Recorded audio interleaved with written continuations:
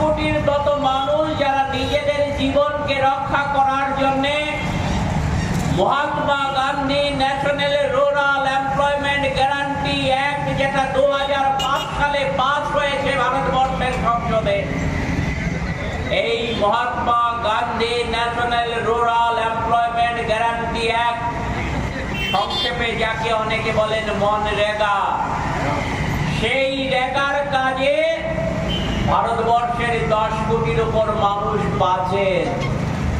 আমরা লক্ষ্য করলাম বাজেট অধিবেশনে বিভিন্ন আছিলায় এই রেগাকে বন্ধ করার জন্য 2024 সাল থেকেই ষড়যন্ত্র শুরু হয় এবং মোদী তার এমপিদের দিয়ে, বিজেপি দলের এমপিদের দিয়ে যুক্তি দেখানোর চেষ্টা করেন